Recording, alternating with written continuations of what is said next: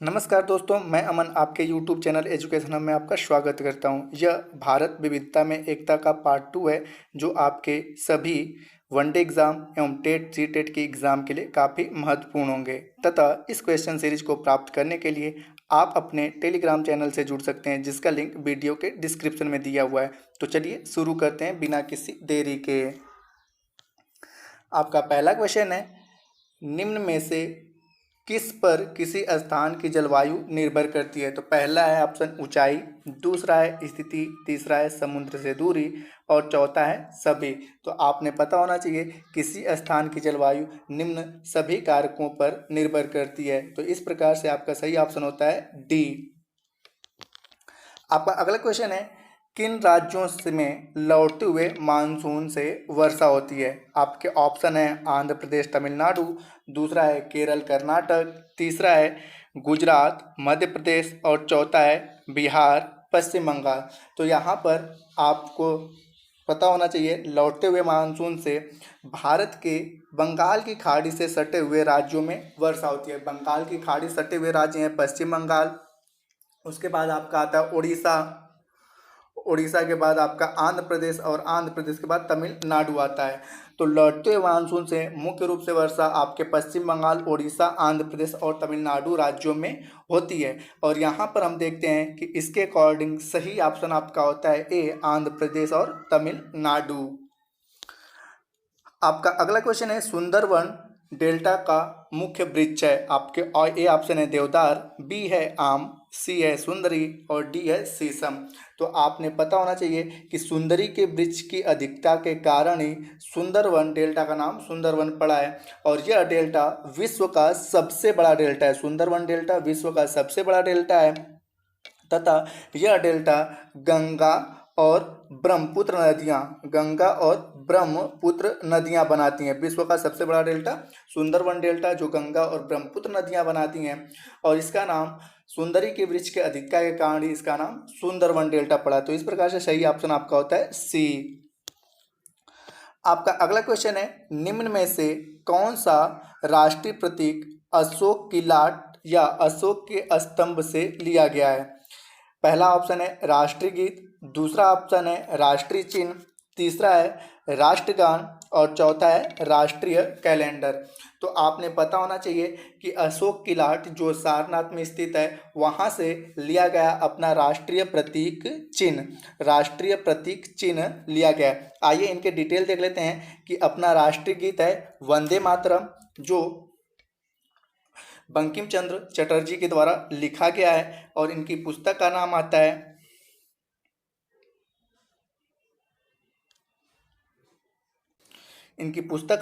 है आनंद मठ। और इसको पहली बार इसको भारत सरकार के द्वारा 24 जनवरी 1950 को राष्ट्रीय गीत के रूप में अपनाया गया था। दूसरा है राष्ट्रीय चिन्ह, इसे 26 जनवरी 1950 को अपनाया गया था, 26 जनवरी 1950 को। और तीसरा है राष्ट्रीय गान, अपना वंदे मातरम है, जो गीतांजलि से लिया गया है और जिसके लेखक रविंद्रनाथ टैगोर हैं। और इसे भी भारतीय संविधान द्वारा अपनाया गया था 24 जनवरी 1950 को। और अपना राष्ट्रीय कैलेंडर है शक संवत अपना राष्ट्रीय कैलेंडर है। और इसे 22 मार्च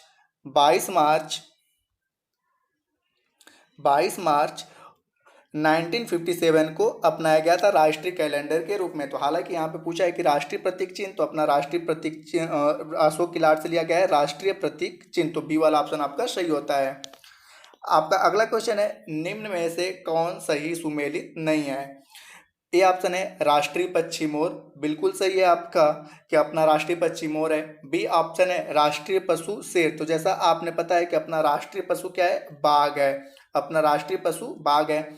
तीसरा है राष्ट्रीय जलीय जीव, तो यहाँ पे सूस है, बिल्कुल सही है। और चौथा है आपका राष्ट्रीय फल आम, तो ये भी सही है। तो यहाँ पे पूछा है कि निम्न में से कौन सुमेलित नहीं है, तो हम देखते हैं बी वाला ऑप्शन सुमेलित नहीं है, दिया है राष्ट्रीय पशु शेर, जो होना चाहिए राष्ट्रीय पशु बाघ।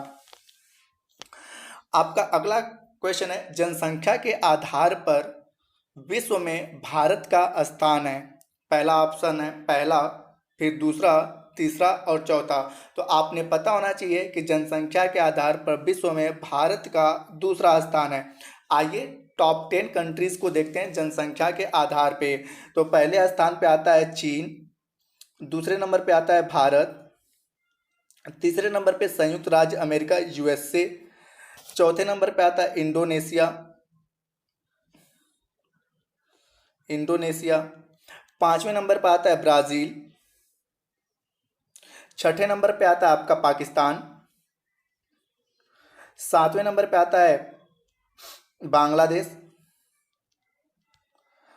आठवें नंबर पे आपका आता है नाइजीरिया, नौवें नंबर पे आता है रूस और 10वें नंबर पे आता है मैक्सिको। ये 10वें नंबर पे आता है। तो ये टॉप 10 कंट्रीज हैं जो जनसंख्या के आधार पर हैं। हालांकि पूछा है कि भारत विश्व में जनसंख्या के आधार पर कौन से देश है, तो यहाँ पे आता है बी वाला ऑप्शन दूसरा, और बाकी को आप लिख सकते हैं। आपका अगला क्वेश्चन है भारत का जनसंख्या घनत्व है। आपका पहला ऑप्शन है 343 व्यक्ति प्रति वर्ग किलोमीटर, दूसरा है 382 व्यक्ति प्रति वर्ग किलोमीटर, तीसरा है 250 व्यक्ति प्रति वर्ग किलोमीटर और चौथा है 480 व्यक्ति प्रति वर्ग किलोमीटर। तो आपने पता होना चाहिए कि 2011 की जनगणना के अनुसार भारत का जनसंख्या घनत्व 382 व्यक्ति प्रति वर्ग किलोमीटर है। तो इस प्रकार से सही ऑप्शन आपका होता है बी। अगला है सुमेलित कीजिए, और यहाँ पे आपके ऑप्शन है सर्वाधिक जनसंख्या वाला राज्य।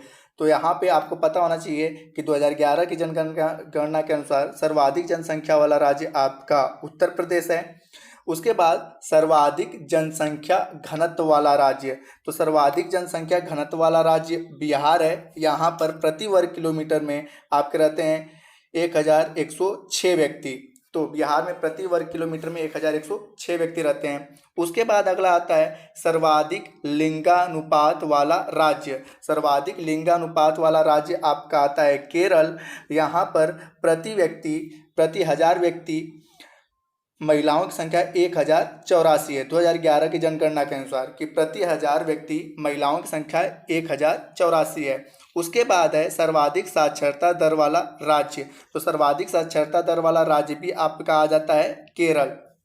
क्यों? यहाँ पर साक्षरता दर 94% है, 94% है। तो जिस प्रकार से मैंने आपके ऑप्शन को बताएं, आप इसको देख के अपनी कूट को मैच कर सकते हैं। आपका अगला क्वेश्चन है निम्न में से कौन सा कथन असत्य है। यहाँ पे कुछ है निम्न में से कौन सा कथन असत्य है। तो आइए देखते हैं। पहला है सिक्किम सबसे कम जनसंख्या वाला राज्य है, बिल्कुल सही है। दूसरा है सबसे कम जनसंख्या घनत्व वाला राज्य अरुणाचल प्रदेश है, ये भी सही है।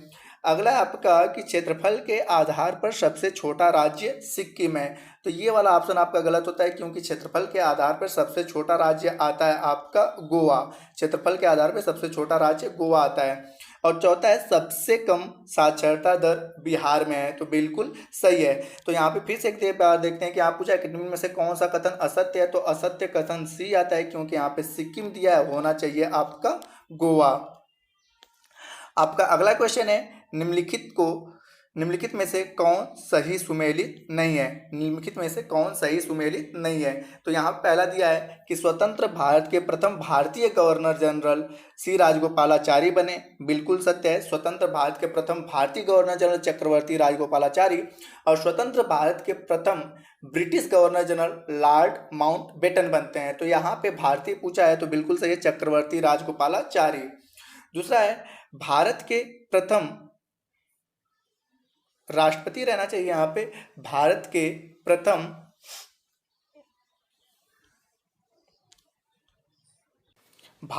प्रथम उपराष्ट्रपति राजेंद्र प्रसाद थे। तो ये वाला भी ऑप्शन आपका क्या होता है कि ये वाला ऑप्शन आपका सही सुमेलित नहीं है, क्योंकि भारत के पहले उपराष्ट्रपति थे एस राधा कृष्णन। भारत के पहले उपराष्ट्रपति थे एस राधा कृष्णन और पहले राष्ट्रपति थे राजेंद्र प्रसाद। तीसरा ऑप्शन कह रहा है कि भारत के पहले शिक्षा मंत्री वल्लभ भाई पटेल थे। तो ये वाला भी ऑप्शन आपका सही सुमेलित नहीं है, क्योंकि भारत के पहले शिक्षा मंत्री मौलाना अबुल कलाम आज़ाद थे। भारत के पहले शिक्षा मंत्री मौलाना अबुल कलाम आज़ाद थे तथा वल्लभ भाई पटेल भारत के पहले गृह मंत्री तथा भारत के पहले उप प्रधानमंत्री थे।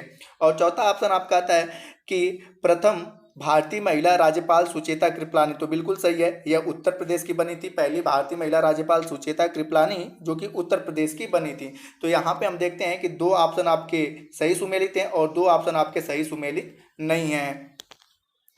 अगला क्वेश्चन पूछा कि भारत में सबसे लंबा बांध है। भारत में सबसे लंबा बांध है, आपका पहला ऑप्शन है भाखड़ा, दूसरा है रिहंद, तीसरा है हीराकुंड और चौथा है इनमें से कोई नहीं।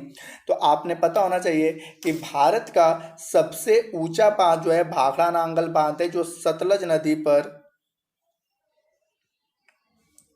नदी पर आपके पंजाब राज्य में बनाया गया है, पंजाब राज्य में। और जो सबसे लंबा बांध है वो हीराकुंड बांध है, जो महानदी पर ओडिशा राज्य में बनाया गया, महानदी पर ओडिशा राज्य में बनाया गया है। तो यहाँ पूछा है कि भारत का सबसे लंबा बांध, तो भारत का सबसे लंबा बांध है हीराकुंड बांध, जो कि महानदी पर ओडिशा राज्य में बनाया गया है। आपका अगला क्वेश्चन, निम्न में से किसको शहीद ए आजम के नाम से जाना जाता है? निम्न में से किसको शहीद ए आजम के नाम से जाना जाता है? तो पहला ऑप्शन है लाला लाजपत राय, दूसरा है भगत सिंह, तीसरा है सुभाष चंद्र बोस, चौथा है महात्मा गांधी। तो जैसा आपने पता है भगत सिंह को शहीद ए आजम के नाम से जाना जाता है। तो यहाँ पे सही ऑप्शन आपका होता है बी, भगत सिंह। अन्य को क्या कहा जाता है उसके बारे में देखते हैं। तो लाला लाजपत राय को पंजाब केसरी, भगत सिंह को शहीद ए आजम जैसा क्वेश्चन दिया है, सुभाष चंद्र को नेताजी और महात्मा गांधी को बापू व राष्ट्रपिता के नाम से जाना जाता है। तो ये रहे आपके क्वेश्चन। अगले क्वेश्चन की ओर बढ़ते हैं। भारत में हिमालय की सबसे ऊंची चोटी का नाम है। पहला है माउंट केटू, दूसरा है माउंट एवरेस्ट, तीसरा है माउंट कंचनजंगा और चौथा है माउंट धौलागिरी। तो यहाँ पे क्वेश्चन को ध्यान से पढ़िएगा, विश्व में नहीं पूछा है, भारत में हिमालय की सबसे ऊंची चोटी। तो भारत में हिमालय की सबसे ऊंची चोटी है केटू, जो कि POK पाक ऑक्युपाइड कश्मीर में मतलब जम्मू कश्मीर में स्थित है। तो यहाँ पे भारत में हिमालय की सबसे ऊंची चोटी आपका माउंट केटू है, जबकि विश्व की सबसे ऊंची चोटी या हिमालय की सबसे ऊंची चोटी का है क्या है? एवरेस्ट है, जो कि नेपाल में है। और माउंट कंचनजंगा विश्व की तीसरी सबसे ऊंची चोटी है तथा भारत की दूसरी सबसे ऊंची चोटी है, जो कि सिक्किम में स्थित है। और धौलागिरी जो है यह नेपाल में स्थित है। तो फिर से एक बार चर्चा करते हैं कि विश्व का सबसे ऊंचा पर्वत शिखर नेपाल, विश्व का दूसरा सबसे ऊंचा पर्वत शिखर माउंट केटू, विश्व का तीसरा सबसे ऊंचा पर्वत शिखर माउंट कंचनजंगा। परंतु यह क्वेश्चन भारत के संदर्भ में हो तो भारत का सबसे ऊंचा पर्वत शिखर माउंट केटू और जो कि जम्मू कश्मीर में है, और दूसरा सबसे ऊंचा पर्वत शिखर माउंट कंचनजंगा जो कि सिक्किम राज्य में स्थित है। आपका अगला क्वेश्चन है, भारत की प्रथम महिला IPS ऑफिसर कौन है? भारत की प्रथम महिला IPS ऑफिसर कौन है? तो पहला है प्रतिभा पाटिल, दूसरा है पद्मजा नायडू और तीसरा आपका किरण बेदी और चौथा है आपका हंसा मेहता। तो आपने पता होना चाहिए कि भारत की पहली महिला IAS ऑफिसर जो है किरण बेदी हैं। तो यहाँ पे सही ऑप्शन आपका होता है C। आइए अन्य के बारे में चर्चा करते हैं। जैसा आपने पता होना चाहिए प्रतिभा देवी पाटिल जो है भारत की पहली महिला राष्ट्रपति बनी, ये राष्ट्रपति बनी थी, पहली भारतीय महिला राष्ट्रपति। पद्मजा नायडू की बात करें तो यह पश्चिम बंगाल की पहली महिला राज्यपाल बनी पद्मजा नायडू। इनकी माता का नाम सरोजनी नायडू है, तो वही पद्मजा नायडू हैं जो पश्चिम बंगाल की पहली महिला राज्यपाल बनी। किरण बेदी पहली महिला IPS जो कि क्वेश्चन पूछा है। हंसा मेहता की बात करें तो यह बड़ौदा विश्वविद्यालय की कुलपति थी और इनके नाम पे ये रिकॉर्ड आता है कि भारत की पहली महिला कुलपति जो है हंसा मेहता है। और किस विद्यालय की कुलपति थी या किस विद्यालय की चांसलर थी? तो बड़ौदा विश्वविद्यालय की यह चांसलर थी। तो आप इसको अच्छे से समझ सकते हैं। आपका अगला क्वेश्चन है, क्षेत्रफल के आधार पे भारत का सबसे बड़ा राज्य है। क्षेत्रफल के आधार पे भारत का सबसे बड़ा राज्य, आपके ऑप्शन दिए हैं उत्तर प्रदेश, बी है राजस्थान, सी है महाराष्ट्र, डी है मध्य प्रदेश। तो आपने पता होना चाहिए कि क्षेत्रफल के आधार पे भारत का सबसे बड़ा राज्य आपका राजस्थान है। तो यहाँ पे बाकी के अन्य के बारे में देखते हैं कि क्षेत्रफल के आधार पे पहला नंबर राजस्थान का आता है, दूसरा नंबर आपका आता है मध्य प्रदेश का, तीसरा नंबर आता है आपका महाराष्ट्र का, और चौथा नंबर आपका आता है उत्तर प्रदेश का। तो यहाँ पे क्षेत्रफल के आधार पे सबसे बड़ा राज्य आपका राजस्थान होता है। तो आज के लिए इतना ही। आपका अगला अध्याय भारत विविधता में एकता का पार्ट 3 48 घंटों पर के अंदर ही आपके अपने YouTube चैनल एजुकेशन हब से जोड़ पर अपलोड कर दिया जाएगा। यदि अभी भी आप इस चैनल को सब्सक्राइब नहीं किए हैं तो सब्सक्राइब करना ना भूलें। मिलते हैं जल्दी, तब तक के लिए धन्यवाद।